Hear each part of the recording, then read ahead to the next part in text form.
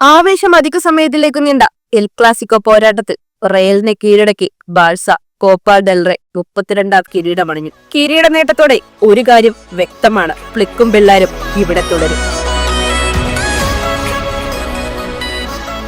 Flick ബാഴ്സയിൽ അവതരിപ്പിച്ച Flick ball ആക്രമണ തന്ത്രത്തിന് താരസമ്പന്നമായ റയലിനും മറുപടിയില്ല. ഈ സീസണിൽ നടന്ന 3 എൽ ക്ലാസിക്കോ മത്സരങ്ങളും വ്യക്തമായ ആധിപത്യത്തോടെ ബാഴ്സ തൂത്തുവാരിയിരുന്നു.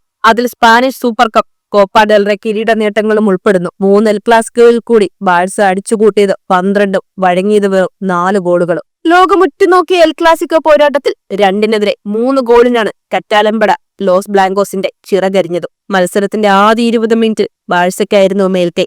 21ാം മിനിറ്റിൽ റാഫീഞ്ഞയുടെ ഫ്രീക്കിക്കിൽ നിന്നുള്ള കൗണ്ടറുടെ ഹെഡർ പണിപ്പെട്ടാണ് കോട്ടെ വിഫലമാക്കിയത്.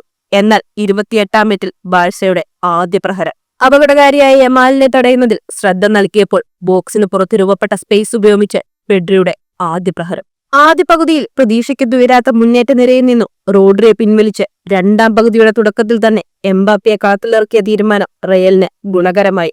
70ാം മിനിറ്റിൽ ബോക്സിന് പുറത്തുനിന്ന് ലഭിച്ച ഫ്രീ കിക്ക് ബാഴ്സയുടെ പ്രതിരോധ മതിലിനിടയിലൂടെ വലയിലാക്കി എംബാപ്പെ ഗോൾ മടക്കി. തുടർന്ന് ഉണർന്നു കളിച്ച റയലിനെ 77ാം മിനിറ്റിൽ കിട്ടിയ കോർണറിൽ നിന്നും മികച്ചൊരു ഹെഡറിലൂടെ ഷുമേനി മുന്നിലെത്തിച്ചു.